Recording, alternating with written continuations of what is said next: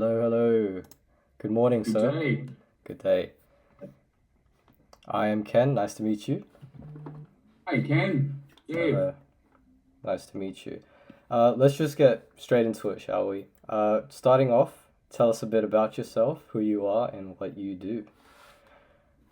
Okay. I am Dave.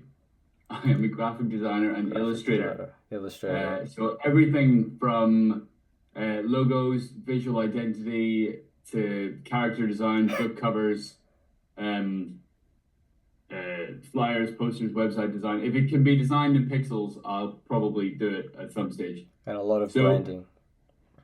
yeah. So I like to keep it varied because my Cool. brain is a nightmare and won't let me focus on any one thing at once. Uh, I like to have a load of different weird things going on at once. And I also spend a hell of a lot of time coming up with stupid ideas for videos I see. that bring work in. So Ah, that's why they're useful. cool. How did Doodle Juice come about? What is the origin story behind the whole thing? Um, okay, so I'll make it brief. Um, when I was growing up, I was obsessed with drawing and comics, and I would sit in my room for days. Just when I first started to do it, I've always hated school, right? Yeah. Ever since I was a kid, I just detested everything about going to school. So I didn't even enjoy art classes in school. I just hated being in that building. But when I was home and I got big into Batman growing I up. That see. was like my big thing. So I remember when the animated series of Batman came out in the 90s. Um, I got big into copying that. Like I would literally take one sheet from the comic and grid out The all style. of the frames on I that one see. page and just copy it like Ah, exactly the way it was. I wasn't cool. trying to create my own style. I was just trying to copy it because I was obsessed with how it looked. But I just wanted to be able to like do that. Cool. So I spent like ages and ages doing that. Loved it. Thought I've got to have a career doing some sort of illustration or artwork or something like that. And I went on to do further education. So I'm now like 16, 17 at this point. But it completely killed my love for it because everything that they did was so sort of prescriptive and formulaic, and there was no room to like explore and do your own thing. Hmm. So I don't think that's probably not a problem with art education in general. It was just the specific course, the college I was at, teachers I had, whatever, however the chips fell. I dealt with a bunch of people who were just who killed my love for drawing. So I decided. So I'd gone through my entire life thinking, yes, I want to get into this in a career. And it flipped when I was about sort of 15 and 16. I wanted to do graphic design. So I started learning about that as well. And I was convinced that would be my career until these guys killed my love for it. I also did 2 weeks of work experience in a graphic design studio, and they were awful as well. So at the end of all that, I thought, Jesus, I don't want to go anywhere near this as a career because these guys have made me hate it. And if I do it day to day at a job, I'm really going to fall out of love with it. So I'm not going anywhere near it as a career. So I Oh, then spent my entire 20s doing a string of jobs I didn't really care for, that weren't really that interesting, just because all of a sudden I'd gone from being quite sure about what I wanted to do to not being sure at all. So 20s were a thing doing a string of jobs I didn't like. I didn't really pick up anything to do with um, art or design or anything in my 20s, really. Music became the big thing that I oh, was interested in outside of work because I oh. play the drums. So I got big into that that was like my creative outlet. Hmm. And the job was just this horrific thing I had to do to buy food. It was just nothing really interesting. And I hated everything that I did with that. But during the evenings and the weekends, I was just playing music, and that was kind of my creative outlet.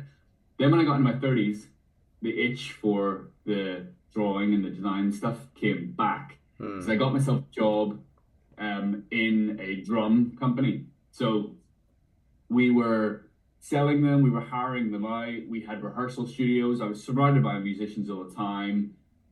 We were playing loads of cool gear, testing it out. Like, so my entire life became about drums. So I didn't have to rely on that so much as my creative outlet, and I think that let me open up the doors to like the other stuff again. Anyway, I very quickly realized that I absolutely adored design again, because I was doing this. This was a small drum company. There was only like 10 of us working there. Yeah. So I started taking on the design for it. The logo we had at the time was shocking. We wanted to create a catalog, so I started like creating the catalog. I redesigned our site. I started just doing everything for the business.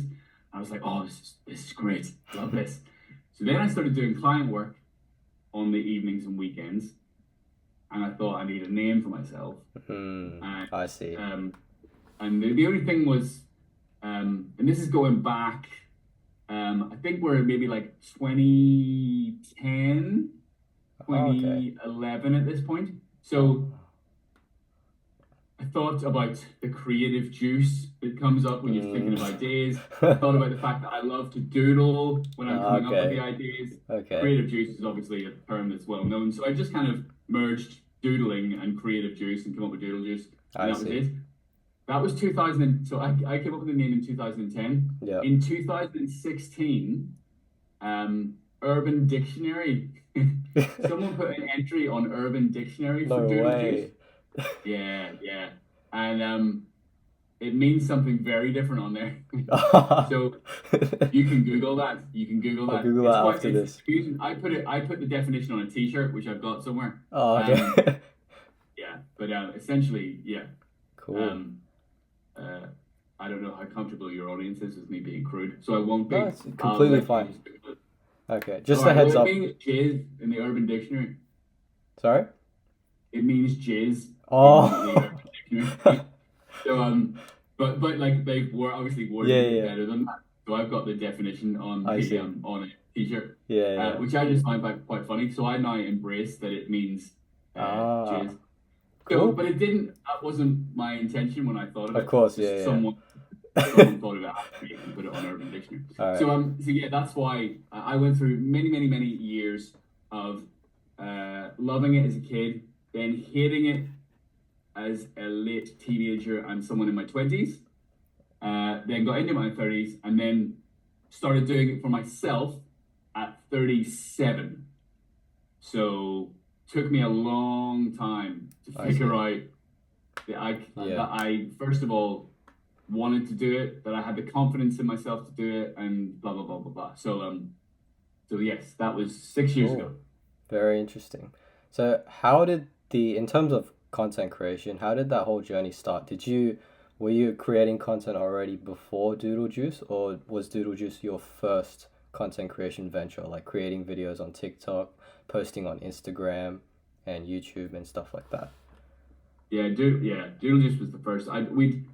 The drum company I was in, we'd done a few things, but they were awful, and they were really inconsistent. When you've got it's really hard, especially then when this is going back to like 2010, 2012, when it was really just Facebook then. I can't remember what year Instagram started. Was Instagram 2014 maybe? Around that time, yeah. Yeah, around that sort of time, yeah. So it was only really Facebook when we were starting out, which has always been a horrific place. So and video wasn't actually when we started. Video really wasn't that accessible at all because like the bandwidth on like people's internet connection, it just wasn't strong enough to be hosting and uploading video. So video wasn't properly a thing until like closer to 2016, 2017, I think. I see. So yeah, we were only really doing like those static things, and there was the occasional video we put up on YouTube. So I didn't really get into video until I started working for myself. I see. And it was so like everybody else, I started creating content that was the worst, the worst. Just Everyone terrible. starts off like that. Yeah, it's awful. Yeah. And the first time I pressed it, And the first time I pressed record on a camera, Yeah. um, it was a car crash. Just like you forget what you want to say. Yeah. You forget how to be a human. Yeah. Yeah, You yeah. just you hit record and you And you just just you shit turn your into a pants. robot. It's the word. Yeah, you completely shit your pants and you just yeah, well, Yeah, yeah. eh. I know what you mean. Yeah. Yeah. So Yeah. you forget that you have a personality. You forget Yeah. how to speak. Yeah. You don't know how to look at things because you don't just want to look into a camera. And That feels yeah. weird. Yeah. But you don't just want to look just off to the camera. Yeah, everything Yeah. about it is uncomfortable. So you have to do it a lot A lot. Yeah, and before putting you your start getting reps, comfortable with it. of So course. at the beginning, your ideas are shit.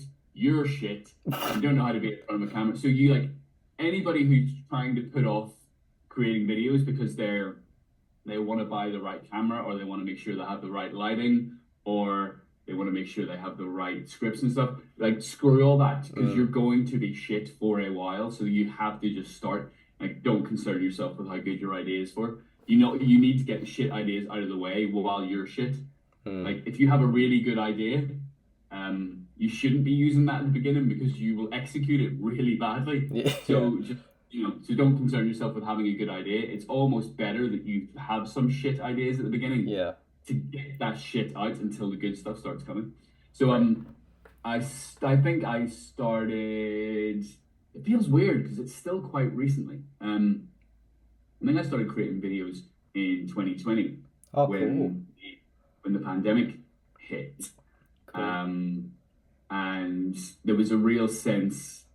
Um, so I was on LinkedIn at the time because I looked at all the different social platforms, and this is partly Gary V's fault Mm. because I was watching his stuff at the time, and he was saying out of all of the social platforms, LinkedIn was the one that had the best organic reach. That's in 2020, not I see. anymore. So I looked at them all and I thought, right, Instagram is sort of tanking. I didn't get on it when I should have. When it did really well for people who joined it in like 2015, 2016 and started using it, I was nowhere near it at that Yeah. point. So I thought, let me try LinkedIn because LinkedIn is very, very dull. Mm. All you have to do is spend 2 minutes on LinkedIn and you'll want to throw yourself off a bridge. It's the dullest place on earth. That's the But same I for saw me. that it's awful. Yeah. But I saw that as a bonus. I saw that as a bonus. Ah. I thought I can't be the only person looking at this and wanting to throw up. Like it's so boring. Yeah, it is. Um, so this is the easiest place to stand out in, Yeah. surely. Did you So did you end up like standing out and, being a unique unicorn in the market? yeah, so the first actually tell a lie, the first time I realized that LinkedIn was really, really a powerful place to be was the previous year, 2019. So I hadn't started creating videos yet, but I did want to show how I could design a little marketing campaign, right? Mm. So I wanted to come up with uh, a fake marketing campaign for a company. So I found a company that doesn't do anything really interesting, and I did something ridiculous with them that they would never do, but I knew it would get eyeballs. Yeah. So I took the food, the food company Corn who make the vegetarian No. meals. No. It might be more of a UK thing. So there's a company that make this is before the vegetarian options were good, right? These guys were making like cardboard textured Oh. like replacement chicken. Like, it was crap, but at the time it was good. Yeah. But they're called Quorn, so Quorn, right? Porn. Like corn, but core. I don't know what the idea is behind the name. It's not very good. But um, I thought I would take their brand and turn it into Corn Hub, right? So they were trying to get people interested in eating alternative foods and eating vegetarian options, I see. but they were doing it in a very dull way, right? So Mm. I thought, okay, here's how I would redesign your website. I would Spice it up. design it as if it was I would design it as if it was Pornhub, right? And I would create all the thumbnails for the videos all had puns related to food, Ah, right? It was all that kind of stuff. And then I created some ads that had, innuendos related to food and all that kind of stuff. So I just created a okay. load of different advertising designs, advertising ideas. I mocked up how the website would look, that kind of stuff. Cool. And I just put it out and didn't expect much, but it went absolutely mental. Um, it was like LinkedIn had never seen anything like this before. I mean, Um, yes, there's no surprise.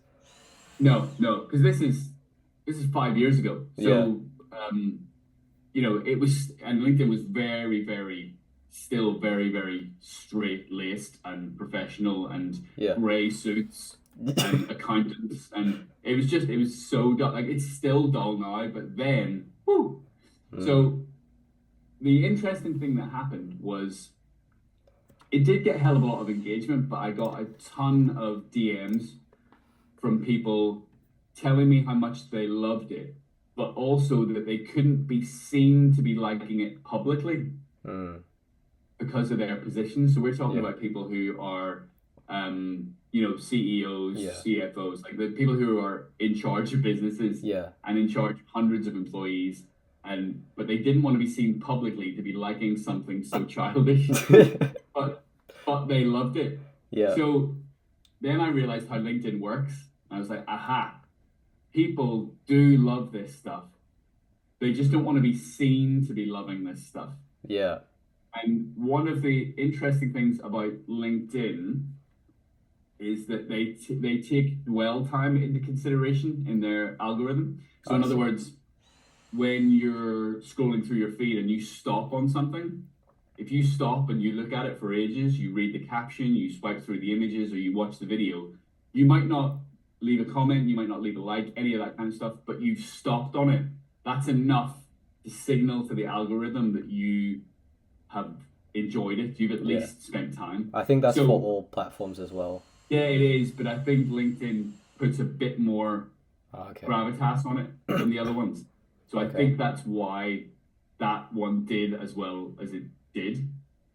There was obviously a small fraction of people that did engage with it, obviously. But so it went really well, and I got tons of work from it. I got a huge contract with a company that hired me to do some work for like 18 months, and it was massive. It was really, really good. That's So, good.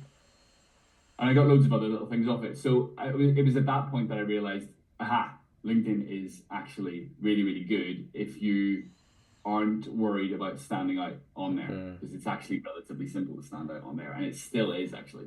cool.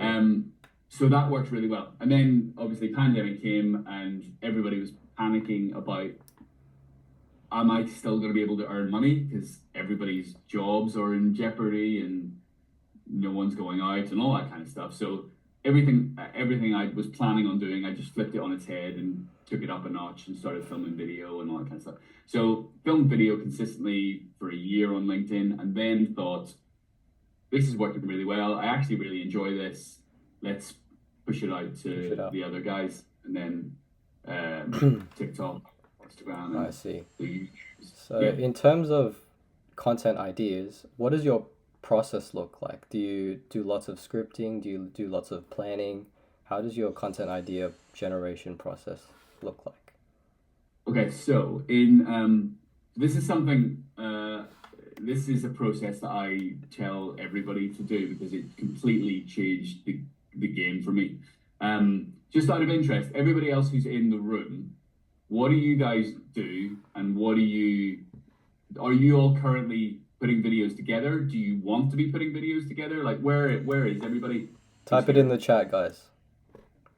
I Yeah, think yeah. everyone here should be. I remember Like everyone's what? names. Yeah. Everyone should Yeah. be creating videos either on Instagram, YouTube, or yeah, mainly those two. Not really So TikTok. they've all started. They have all started, They've all yes. started the process. Yeah. They're just a bit unsure about, you know. They're most of them are stuck with inconsistency as well as finding their style. Okay. Yeah. Okay. Cool. Um. Right. Well, here's the thing that I do. Leon says Really putting sad. videos together for my own Instagram account and for other people's YouTube account. Okay. Okay. Um. So this is a thing I learned from a guy called Pablo Rocha. Does that name ring any bells with you? No. He's got a massive following on Instagram, and I was watching an interview with him where he talked about the fact that he writes down 10 ideas every single day. So he's got a little notepad, and every single day at the start of the day before he does anything else, he just writes down 10 ideas. They might be complete shit, right? But it's just 10 ideas. Now, Yeah. if the thing you do is coming up with is creating content, then write down 10 ideas for content. And so they might be just like the beginnings of an idea, they might be fully fledged ideas.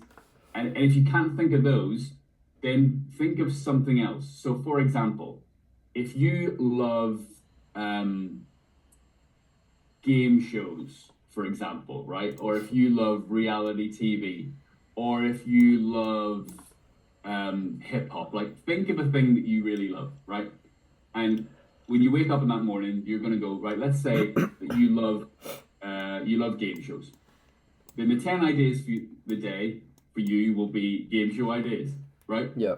It just gets you into a habit of thinking of 10 things really, really quickly. That's the other thing as well. Like set a timer for 10 minutes and just write ideas, Having a whether it's limit. content, something related about something you already enjoy, Yeah. ideas about how you can improve some part of your life. So if you get up every day and the way that you think about what you're going to eat for that day, like what you're going to eat for that day, and how you then prepare those meals.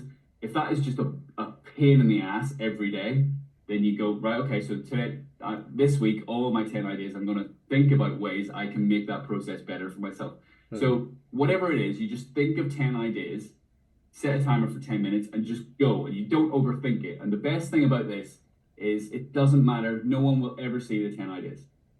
Right? No one sees it. It doesn't matter how shit they are. Yeah. It doesn't matter if you do anything with them ever. Exactly. It really doesn't matter. It's just about getting 10 ideas on paper.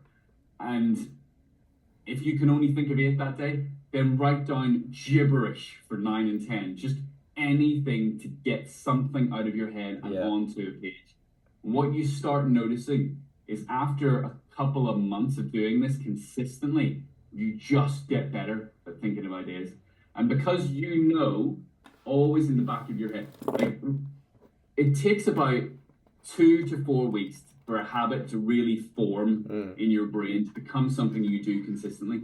Once you've been doing this for about a month, your brain is preparing for it subconsciously all the time. So you will there you go.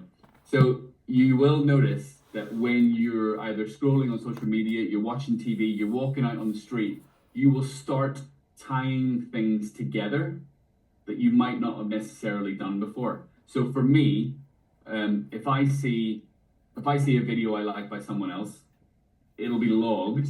And if I'm out walking the street and I see some ad on the side of a bus, I'll log that.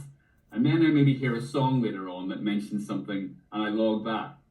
All of a sudden, those 3 things that I find interesting are forming they're all coming together as this one new idea of a way I could take one idea from one from another, and they form this new thing. And all of a sudden, when I sit down at the notepad the following day, there's this new idea about these things that I just saw yesterday. I never would have put those pieces together otherwise, but because this is such a routine for me, I will put all those kind of things together. So I think that's a big thing for me. There have been times where I've been just too busy and I haven't done it. Of course. But the very nature of the fact that I've done it before for months and months and months and months and months, I can tell that it's like exercising your brain. It's like building a muscle. It's building a muscle like it is building a physical muscle. And I can now think of ideas incredibly quickly. and I have ideas for things all day long. So I use a thing called Trello. Me too. Yeah, I love Yeah. Trello, right? Yeah. And I log all of my ideas on Trello. Oh, I've you got a log all of board. them on Trello. Sorry? You log all of your ideas on the little boards? Yeah. I use Trello as an absolute brain Ah, dump. cool. So I've got a board that I literally just throw shit onto. All of the little columns. There's one column just called "This is probably a terrible idea. I don't care. I'll throw it on there." And then I've got ones that I know are solid, and some that just need a little bit more work. There's some that I've got the delivery system worked out, but I need a good enough idea to put it on. So like yeah, so there's loads. So I can go onto my Trello board and scroll for days I on see. some of those boards. Yeah. So if I ever feel flat, because obviously I have full months where there's nothing going on. Yeah.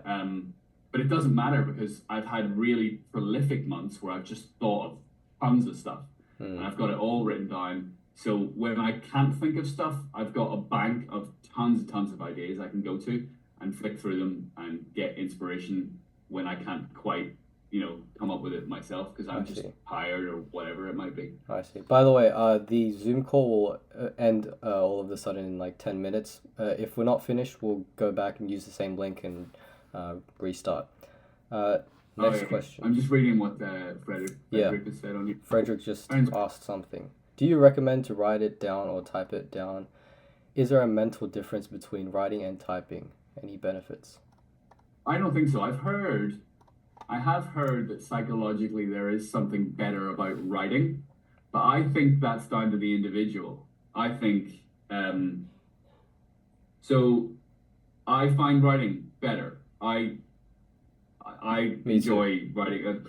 A mate of mine sent me this little notepad that he put together, which is just called "Get Shit Done." So every day, it's the first thing it says to me is just "Get shit done." Shit done. So that helps. Just having a pen and writing it down helps for me. It's the only thing I use a pen for. Like everything else, I hate writing. I hate writing down. So I type everything else out. So I think it's more down to the way that you're wired. Prefer. If you Yeah. don't enjoy, some people just don't enjoy writing, Yeah. and if you don't enjoy physically writing, then you probably won't do it. I see. If you enjoy Yeah. typing more, you'll be more inclined to do it. Of So course. I don't think there is evidence that like physically writing with pen and paper is a bit more impactful. But again, I think it depends on the sort of the way that you're wired. So I would say just figure out which way works best for you. Cool. I don't think many people notice this in your videos, but I'm gonna share my screen just for a second and share your TikTok page. I noticed you are a great storyteller. I want to show everyone one of your TikToks for the what is it? To the Grim Reaper. Holy shit.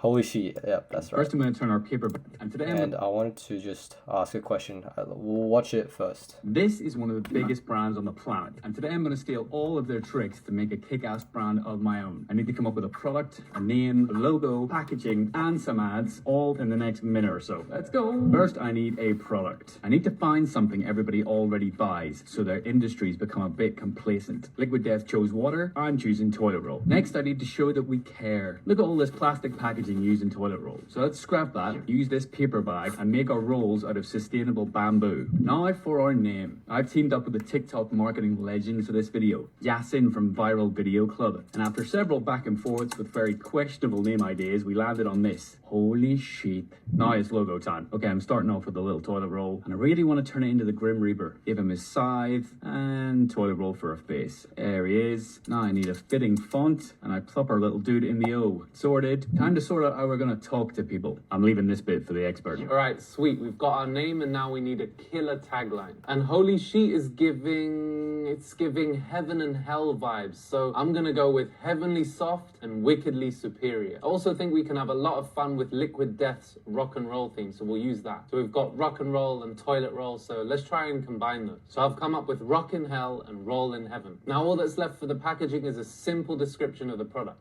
Bamboo sheets works well here. Sticking to our rock and roll, heaven and hell themes, and mixing in a little exclusivity, we get your backstage pass to a heavenly arts. Now, sometimes subtlety is good. Other times you kind of just want to hit it on the nose. And so that's what we're going to do with this ad. You've got the rock, we've got the rock. Then I started thinking about bog standard, which is a super interesting phrase because you've got bog standard, which means ordinary. You've got bog, which means toilet. And you've standard, which can mean quality. Eventually, I came up with the new bog standard. Now let's sort the packaging. First, I'm going to turn our paper bag purple, get our logo in place. Let everyone know we're using bamboo sheets. We are selling toilet roll here, so let's pop a couple of those in. Really want to add some fluffy clouds going along the bottom of this, so I'm making mine out of bums. Rock in hell, roll in heaven, heavenly soft, wickedly superior. Packaging sorted, and finally chapter 7, advertise your backstage pass to a heavenly ass. There's our first one. You've got the rock, we've got the roll. And lastly, the new bog standard. There we have it, a brand new product born straight from the playbook of a $700 million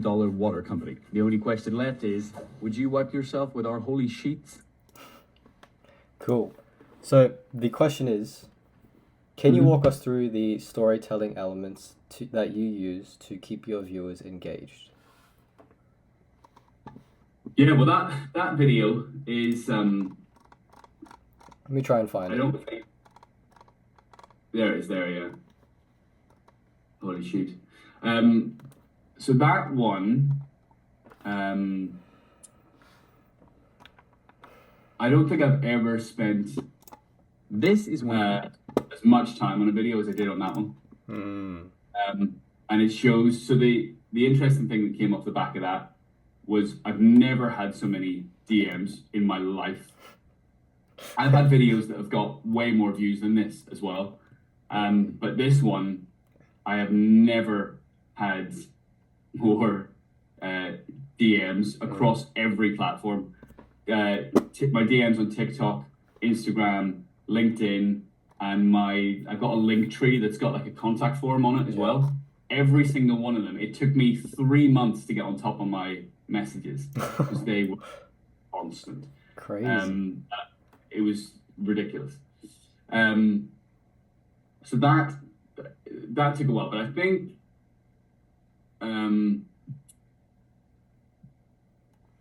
we had an idea to reverse engineer something, which is something like I've got a plan to do another one of these very soon with someone else with another idea that we have. Because this one went so well that it made me busy with other things for 6 months. So this is the other interesting thing with content that I've realized is you kind of, when you figure out your place, you realize what you want from it. So I personally don't want videos to do this well, right? I don't want videos to do this well, consistently. Yeah. Because for me, like there's only one of me, and I only ever want there to be one of me. I'm not planning on building a business that employs people.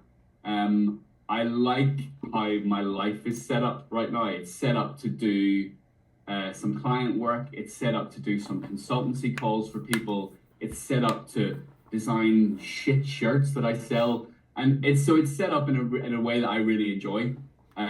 So if anything starts to mess with that, I step back from it a little bit. So that's why I only spend the amount of time I spent on this video very, very rarely. So but I am planning on doing it again in another couple of months with something else. In saying that, that one will probably flop. To eat my words. So this one, we knew we wanted to reverse engineer. So Yasin, at the time, he's built a massive audience now. Yeah. And he, at the time, he wanted to help people with marketing ideas and how to. I think he's on 800,000 on Instagram now or something. Yeah, he is. And he's got this viral video club that he's got loads of members on. So like he's killing it. Yeah. So at the time we had a chat, and he wanted to help people with their copywriting and their marketing. And I love designing stuff. I love designing logos, packaging, all that kind of stuff. So we thought, right, let's combine our efforts and see if we can come up with something really cool. And we were both really interested. Excuse me. We were both really interested in what Liquid Death were doing at the time, and still are doing it. They're cool. So we thought, what if we take the way they've built their company and we reverse engineer it? So, have Liquid Death come over to Australia yet? Yes, they have. They have, yeah. Yeah. So they're doing something really interesting, right? So Yeah. we literally thought, right, let's write out the blueprint for what these guys are doing, right? They've gone in to a market that's pretty dull and has remained unchanged for a long time, right? You've got loads of water manufacturers. They have clear plastic bottles. No one wants to be putting.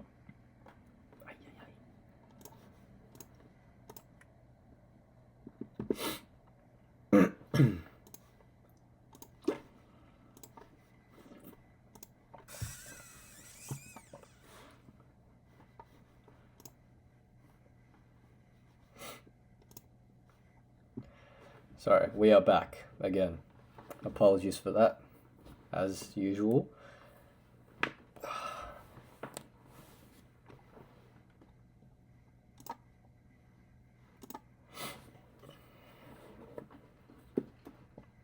Apologies for that, Dave. That is very usual Right. for us. You know what you should do? You should use Google Meet. Google Meet We has are no trying that this week, yes. We are Yeah, testing yeah. that out, yeah. What was I saying? You're talking about Liquid Death and the market. Yes, so they've gone into an incredibly dull market, and no one's doing anything interesting in there. So already it would be easy for them to stand out to do something different, right?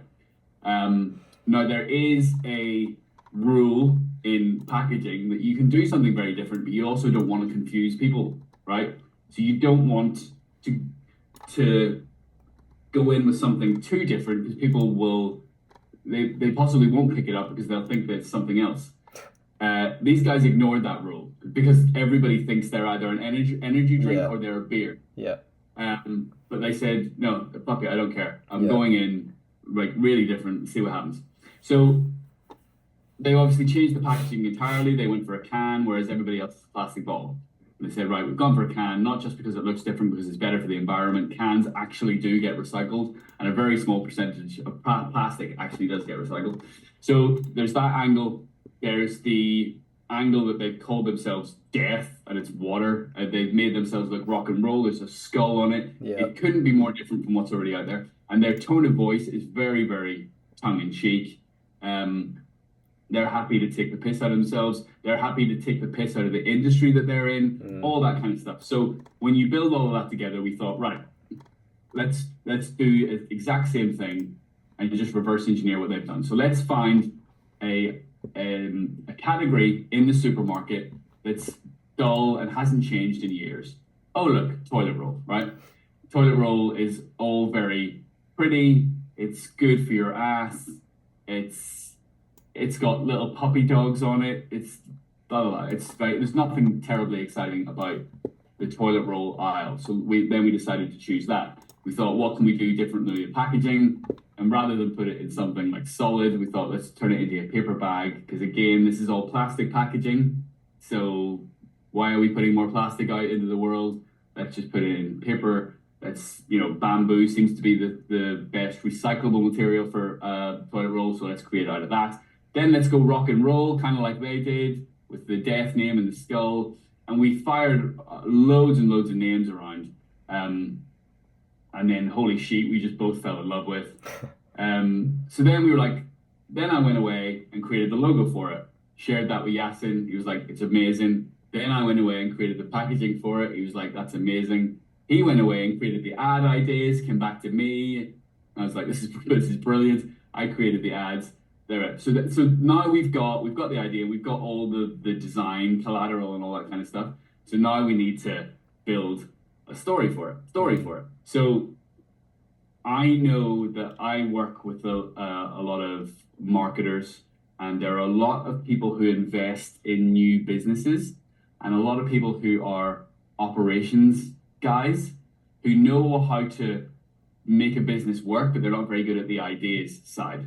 So loads of people come to me because they want help with ideas. So I knew I had to build the story for this around how you can come up with an idea. And the way, and a really, really easy way to come up with an idea is to look at what someone else is doing and just reverse engineer how they would have come up with that in the first place. Yeah. And then you take that and apply it to something completely different and use that blueprint that you've just reverse engineered. So I thought the best way to do that is to, first of all, show the company that we're essentially about to steal from, right? And people get very, people are quite reluctant to admit that they steal a lot of stuff, but we all do. Yeah, so I think if you're really, really clear about that from the beginning, I think people appreciate it. Like, although I haven't said it in as many words, I'm literally saying, this brand's brilliant. Let's steal how they thought about their idea and come up with our own. Yeah. Because that's how everything works. Yeah. Every new product or business you will ever see have taken inspiration from someone else. So don't be worried about that being part of your process. It's part of everyone's process. If you get comfortable with that, then, you know, as long as you're not completely ripping. If I said, we've invented a canned water called Fluid Unalive, or, you know, something, then obviously I put zero thought into it. So but you take inspiration from rather than completely steal it. Yeah. So I knew that'd be a good way to start it. We literally show Liquid Death, which has already got a name for itself, so people knew and trusted that brand. So you point that out straight away, and then you say, right, this is a brand you already know. I'm about to steal everything they've done. So that's kind of, you know, when you're looking at creating a hook at the beginning. Yeah. We knew, let's show something familiar, and then say something that we're going to deliver on, but you're not necessarily expecting. I see. So if I say, here's a thing that you've seen loads and loads of times before, I'm going to completely steal everything they've done. You'd be like, whoa, what are you talking about? And then I show a pixelated version of what's to come, which creates a bit of anticipation. You're like, oh, okay, I see what's coming here. Yeah. I have to stick around to see what you've done. Yeah. You've taken a brand I already recognize. You've told me you're going to steal from them, and now you've shown me like almost what you're going to do. I want to see where this goes. Yeah. And then we knew we just had to break down the process in as efficient a way as possible, but also in a way that was still understandable. So what we both did, actually, we both created our own videos for this. I created mine, and Yasin did a completely different video. Just to see, we just wanted to test our own storytelling techniques to see which one would work better. I see. Now, weirdly, he is much better than I am at creating videos. I mean, look at the audience that he's built. He's incredible. He is great. But strangely enough, for this video, mine did way better. So I think for this one, I think I just spent more time on it. And I think we talked about it afterwards. And we talked about, he was like, I think I know what I should have done differently and all this kind of stuff. So we learned from it. But I spent 2 days editing this one, and probably another 10 to 15 hours on the ideas and the designs.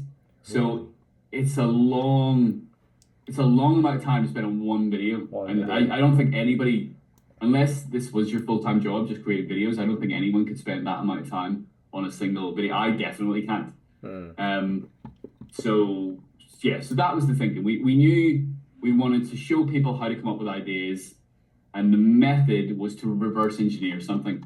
And in order to do that, you show them something they're already familiar with, flip it on its head by sort of shocking them, which is like, here's something familiar with, I'm about to steal everything. Yeah. Then you give them a small little snippet of what they can expect, and then you over-deliver on it. So I'm not just going to show you this package, I'm going to show you everything we did to get to that package. And then by the time they get there, like, wait, holy shit, that was a lot of information. Well done. So so that was the idea about that. And it'll be interesting a year on. It'll be a year on from this when I do the next one. So just as a side note, an interesting thing that happened with this video is a lot of people approached us wanting to buy the business, wanting to buy the company. That's very cool. Yeah. So, but no one did.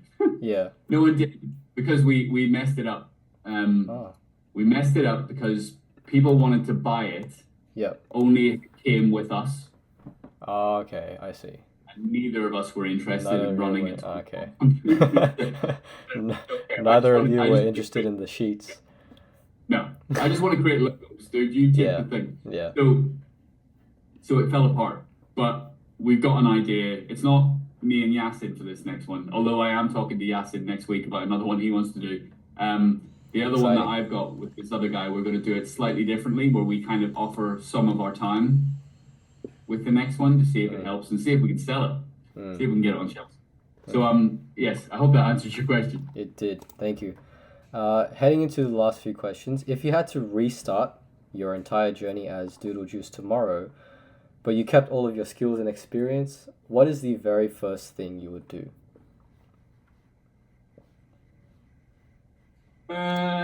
Interesting. What is the very first thing I would do?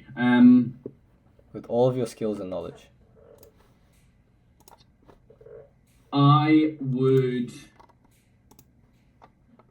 probably put a hell of a lot of time into one thing. So I have the benefit now of knowing what works. If you look across my profile, you'll see how many different ideas I've tested. I have tested so many weird I like this one, idea. Little Finger Club. Yeah, that is me showing how I created an actual logo for a client. So that one's different. That's not about how to come up with. Well, it is. It's how to come up with ideas for a logo, I suppose. But Yeah. that's me showing how I work, creating concepts for logos. But you made it so interesting though. But a lot of these, I have the idea for the video, and I then test different delivery systems for how to create the video. So it's either going to be like a screenshot, or it's me talking, or it's just some weird animation. I recently bought this. This is ridiculous.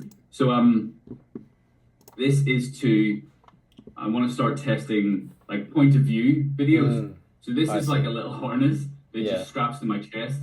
So you'll just see my hands moving. I've done it a couple of times already with different videos. So like little point of view things. You can also strap this to your head. I have one And for just all try on my it. head, yeah. Yeah. So there's little POV things. There's loads of different ways you can deliver the message, and there's loads of different messages that you want to deliver. So and there's a million different combinations of those two things. So once you figure out what your video is about, the idea behind it, you then test loads of different ways of how to actually deliver that to the audience, and you will find a sweet spot. And a lot of the time for me now, I just the sweet spot for me viewing wise is to get like 10,000 views. I can't even do that recently for some reason, right? So I'm not saying that I've got this shit figured out at all, but I'm in a position now that when I put out work, it benefits me in two ways. When I put out videos, it benefits me in two ways, pretty consistently now. Is that it gets me client work, it gets me consultancy calls booked, where I sit down with people for 60 minutes and we just work on whatever their business is, and we just come up with ideas. It sells my merch. So it does all the things that are making me money. So for me, it's working perfectly. And it's a creative outlet for me. So I don't concern myself too much with the views. I concern myself more with, am I going to enjoy making this? Great point. Because when you work with clients day in, day out, you are effectively just creating stuff they want. So there does come a time where you hit this point of, you hit this sort of, this burnout, because you're not doing anything for yourself. So I make sure I've got time set aside every single week to come up with the ideas and create these videos because it's complete freedom for me. There's no one telling me what to do. I don't really care that much about playing the game on social media. There's loads of, like on Instagram, you see those people that are like, you should be posting on your stories every day. You should be commenting on at least 10. Sorry, man. Sorry, man. No. But the thing is, they're right. I just don't care about it. Yeah. I refuse to play the game because in my mind, you can just get stuck in this cycle of doing that shit day in, day out, which makes you fall out of love with it, which means you stop doing it. You need that creative aspect. You need to enjoy it. You need to enjoy it. I don't enjoy doing all of that other shit, so I don't want to do it, essentially. But I do enjoy creating videos, so that's the part that I want to keep doing, and I enjoy coming up with the ideas for them, and the whole process. I love it. Okay. And that's the bigger benefit for me is it keeps me sane. And I enjoy doing it during the week, and it means when I go back to doing my client projects after I hit post on a video and it's done for that week, and I go back to the client projects, I am fresh. I've got a head that's ready to come up with loads of cool ideas for them. Whereas if I was just doing it for other people every single day, I'd just be so flat. I wouldn't have good ideas anymore. So for me, it works more that it helps me be creative, but it also brings work in. I've found a decent balance with that now. That's a great balance. Because I find for myself personally, when a video blows up, I really don't enjoy it. I really don't like the attention. I don't like that much attention. There were a few videos I did last year that went over 1 million views, and I really didn't enjoy the attention. I really didn't like the amount of messages I was getting. Because the thing is, the more people you appear in front of, the more morons you appear in front of, generally. So the more people, the people that start DMing you are feckin' agents. So it tends to be less fun for me the more popular it gets. So I'm absolutely fine where I find the place I like sitting, which is my following just grows. It grows every week, but it grows very small, very, very slowly now. And I kind of like that because the people that do follow now are the people that are actually really into it. You find when you get a video that pops off a little bit, you get loads of people that follow because they think that's all you do. And that works if that is all you do. But for me, I like to shake it up quite a bit. So one video you see from me, you probably won't see a similar video to that for another 10 videos, which is going to be 10 weeks. So, I find the nice little... So it's all about experimenting with the ideas, how you deliver the ideas, and how you act, what you actually want from this. Because what you might find that what you want from this and what you get from it are two completely different things. Because I did think at the beginning, I just want to build this as much as I can. I want all the views, I want all the followers. I want to try and build one of those things. And when I find there was a point in 2021 that my following had a little spike.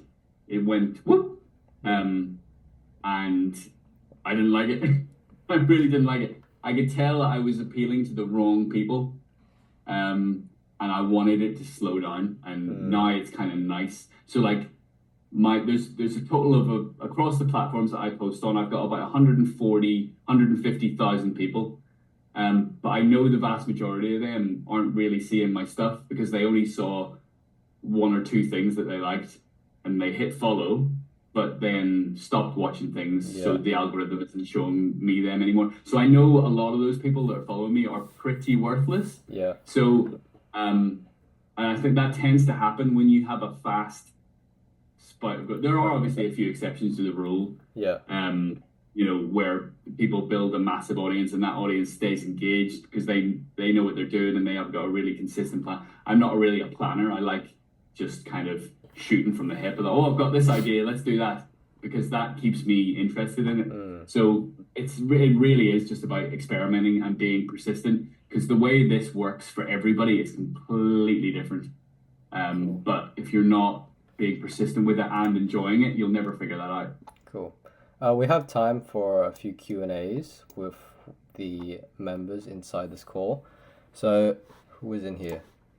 Fred, Jai, Nomad, Yukio, do you have any questions you want to type in the chat for Dave here? And he can answer for you regarding your own content and any advice, any queries about your struggles. We'll wait for a bit. So how long have you had this group? Oh, here we go. About just over a month now. Okay, nice. Yeah. How do you decide? Oh, whoa. How do you decide? Hey, this is a good idea.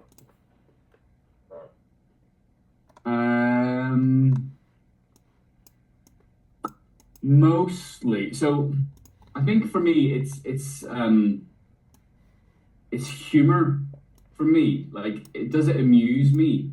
So again, this is a thing that will work differently for everybody. Like, I'm a huge fan of any content that makes me laugh and just puts a smile on my face. That will always get my attention. I'm a massive fan of stand-up comedy. I'm a massive fan of any funny movies, or like I always go back to comedy. Now, that's not saying that I think of myself as particularly funny, but I know that if an idea comes to my mind and it amuses me, then I'll want to do it. So it's really, when I have this is a good idea thing, it's about what piques my interest. What makes you enough tick? to do it. Yeah. You also, I think, and this is true of when I was learning design, the more you become a fan of something and the more that you do it yourself, your taste improves. So a lot of people in the graphic design space, I don't know what you guys do, or if any of you are in design in any way, but in the design space, there are a lot of people who know how to use the software. But that's pretty useless if you don't have a good eye for design. And the way to do that is to just take in everything around you and just buy all the books, get all the posters, look at all the websites, just really, really soak it in. Like, if you're a true fan of something, you can't get enough of it. And the more you see, the more you learn what works and what looks good. And then when you practice it yourself, you take all of those little principles and you steal them and you put them into your own work.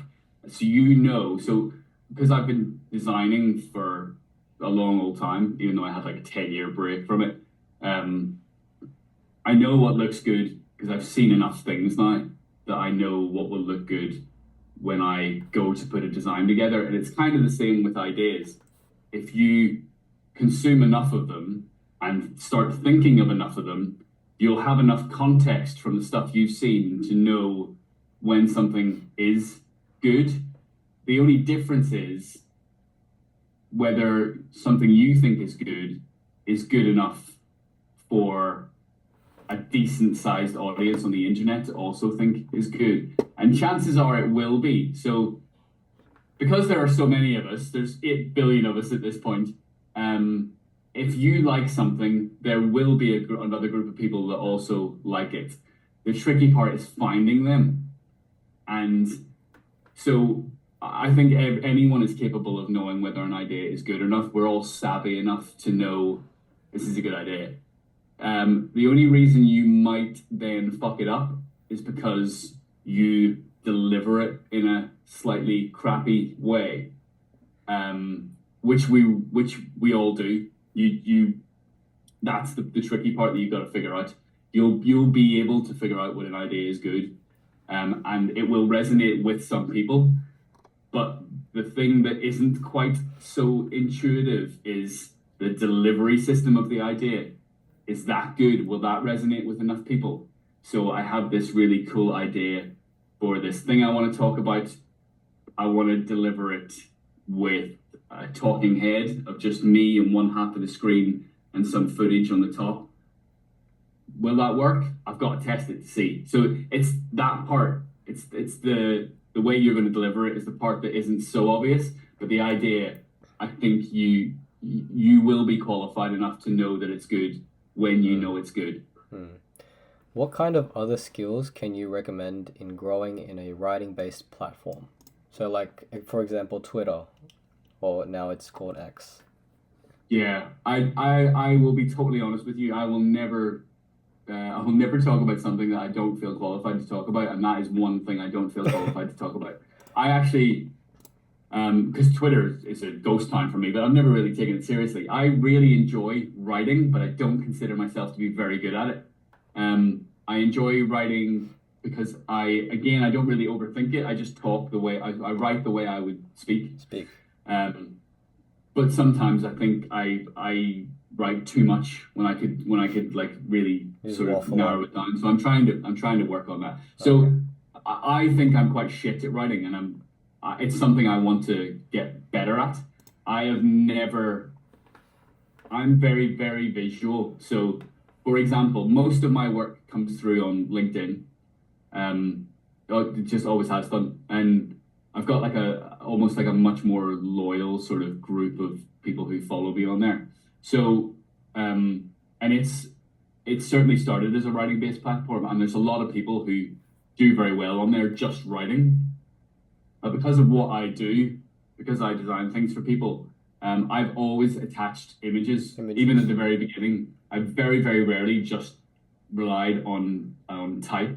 I've always attached a picture of some work I've been doing or a picture of something, and then afterwards a video of something. So I would say, although take this with a pinch of salt because I've never grown solely based on writing, but I would say, again, a vast majority of people are vanilla. Especially if you look on LinkedIn and you look on Twitter. So LinkedIn people are vanilla because they're too worried about being Unique. quote unquote professional or corporate, right? Those words mean absolutely nothing. People want to engage with people, so they want to see some personality, but Yeah. people are too afraid to show it. So if you show some personality on LinkedIn, you will win. You'll just win. And in terms of Twitter, everybody is far too fucking angry over there. So I can imagine. But humor is always the thing. Humor is always the thing that sets people apart. It's either that or anger. You know the way you got two things on social media that attract people, and it's either rage or Funny stuff. amusement. Rage gets clicks, right? It's the reason we're all so fucking depressed. Is because every single thing on social media is trying to grab your attention by giving you the worst news, and you're all gonna die. Don't eat that. Don't eat that. It'll make your balls fall off. Don't do that workout routine. That's wrong. Like everything is trying to scare you into clicks. So you can either be that guy. Why the hell would you want to be that guy? Or you can be the other thing that gets clicks, which is humor. I really do think it's like one of those two things. You either educate, inspire, amuse, or terrify people. You got to pick your camp and do like two of those things in one. So stay away from terrifying people because that's what dickheads do. So you either educate, inspire, and amuse. And you might be the guy that's I want to educate, but I also want to amuse, which is kind of where I sit. I want to amuse people. There's a bit of education and a bit of inspiring. I want to inspire people to work on their creativity a little bit more. So once you've figured out what your goal is, do I want to inspire and educate with this thing that I want to write about? Then I inject some humor into it. And you might be saying, well, I'm not a naturally funny person, but you don't really have to be. You just have to talk to people like they're humans because not enough people do it. So I'll give you an example. I was on a course yesterday, and the facilitator of the course asked us all to introduce ourselves on email before we jumped on a video call. And she did it to prove a point. So she did it to prove a point, because this is a writing course, right? Because I'm trying to get better at writing. So she did it to prove a point. Every single person, there was like 10 people in the group, right? It's a small little group. And everybody sent this really formal email, right? Like, hello, this is my name. This is what I do for a living. I am very excited at meeting all of you tomorrow. Blah, blah, blah, blah, blah. Right? Dull, the kind of shit you would expect Yeah. from an introduction email if you're introducing yourself to 9 new people. Yeah. My one was, in fact, I'm going to show you. I'm going to show you that I'm not talking out my arse, right? Let me see if I can find this.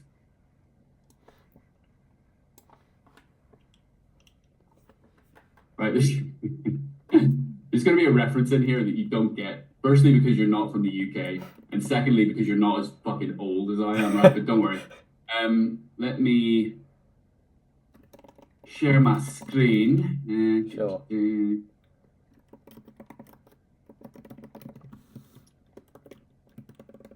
I share my screen on this? Yes, there's a little green share button on the bottom. Oh Christ. Desktop 1, desktop 2, desktop 3, but it doesn't tell me which desktop is Desktop which. 1, I think. There we go, 2. Allows it. Yes, please. Oh Christ, I've got to change my preferences because I never use Zoom. This might all go wrong. Okay, I've got to quit. All right, no, it doesn't matter. I'll just read it out to you. So she said, right, just introduce yourself to the group.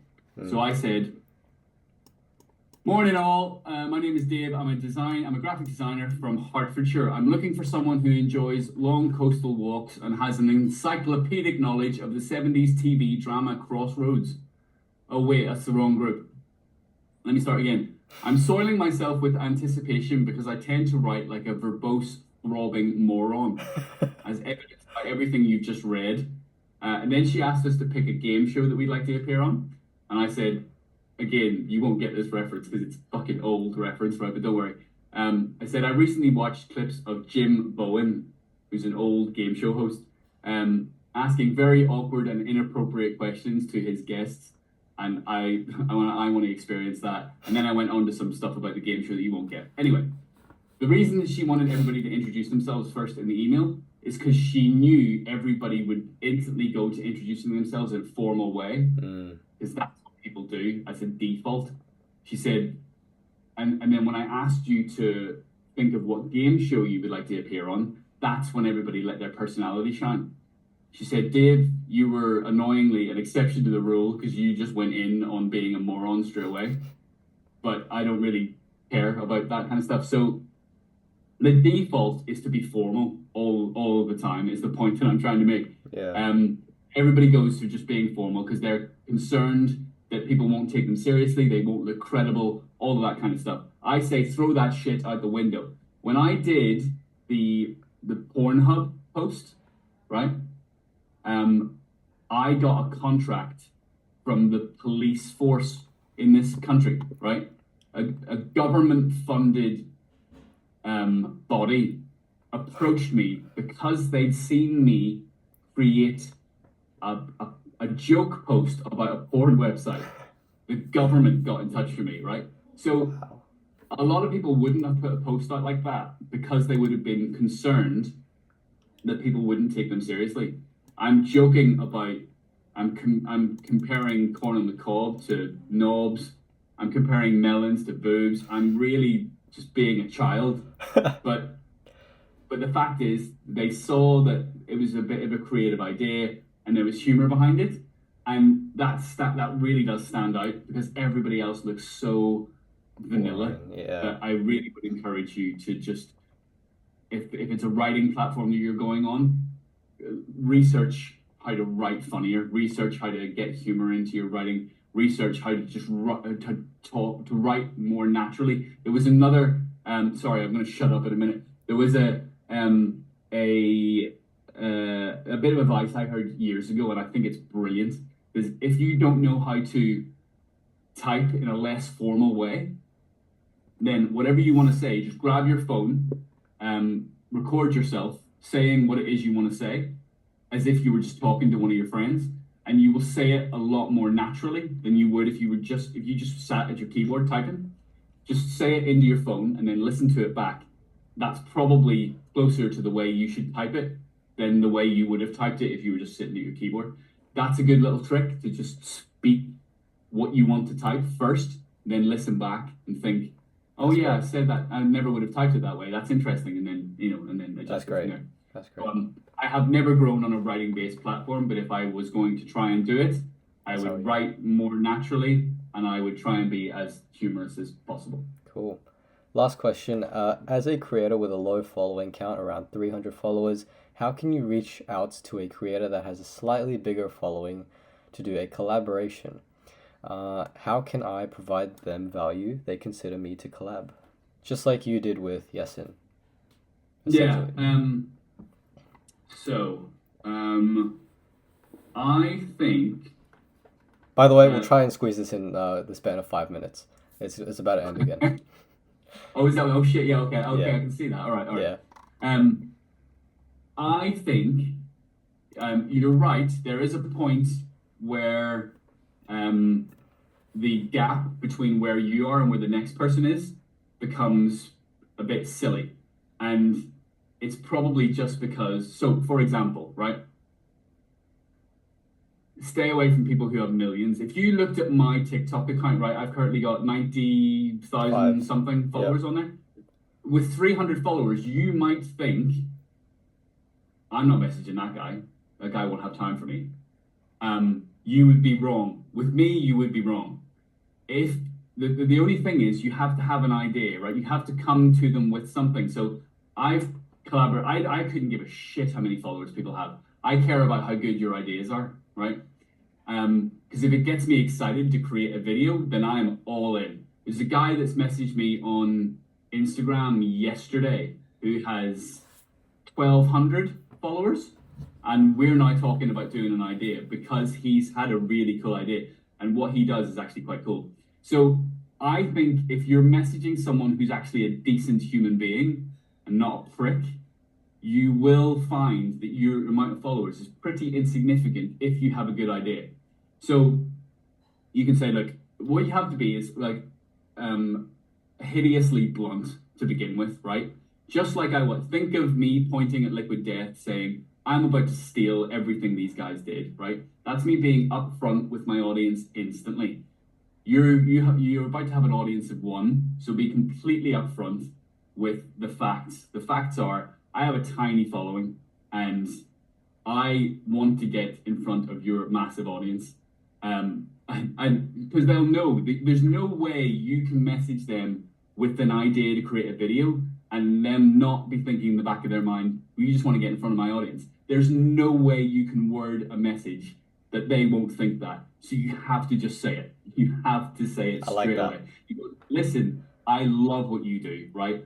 And there is no hiding the fact I have a tiny audience, you have a huge one, and I want to be in front of them. But if you'll give me a second, I want to explain to you why I think it would be a good idea for you as well as me, right? That's great. So I'm messaging you because there's a clear benefit in it for me, but I actually want there to be a benefit in it for you as well. So give me a second. And then that's when you have to say, I have got an idea. I've got an idea that I think would work really well for your audience and you as well as me.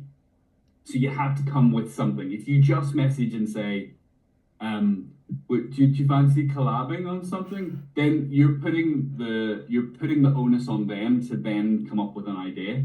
And I love giving time to people, but I have very little time to give to someone, especially if I get a message like that, because I've got to then sit and think, how can I work in a video idea with this too? I'm not gonna have the time to do it, not because I'm a dickhead, just because there are a million other things I've got going on. So I would never, this is me personally, and I think it's a lot of people as well, to be honest. There are some dickheads, but you wouldn't want to work with those dickheads anyway. I think if you message someone with a strong idea, they just won't give a shit how many followers you have, because we've all had 300 followers at some time. I wouldn't have a problem now. The gulf between where you are and where I am is the same as where I am and where someone who has a million is, let's say, right? Yeah. But it feels a lot. It feels like a much bigger gap, the million. But in terms of like percentages, it's the same. I would have no problem messaging somebody who had 1 million followers if I had a good enough idea, because if ignore me. If they do ignore me, it could be a fact that they have so many DMs coming in that it just gets lost. So if you get ignored, don't worry about sending it again. Like, just move it back up to the front of the pile. If and then if you still don't hear, just leave it. Yeah. The person might ignore you because there's too much going on. They might ignore you because they're an asshole. You won't actually know. You'll just know you've been ignored, and you just have to move on. So just pick a few people that you're like, let's try it. I've got a good idea. I'm going to try and message these 10 people and see if I get a response. But don't be worried about your follower number, man. Seriously, it means nothing. If it's a decent human being you're messaging, they won't care because they shouldn't. They were there once. They should want to help you out, but you have to give them less work to do to help them help you, if you see what I mean. Cool. Finally, where can we find you on social media, if anyone is curious? Doodle Juice. Type Doodle Juice in Doodle Juice. anywhere. I'm about to start a Substack in 2 weeks where I'm helping people like you guys come up with loads of ideas. So type in Doodle Juice anywhere and you'll find me. Cool. Love you. Thanks for having me. Cheers. Thank you. Thank you for today. It was very inspiring and you gave some really, really good advice and stories about yourself. It was like everywhere except Everywhere except the dictionary. Good.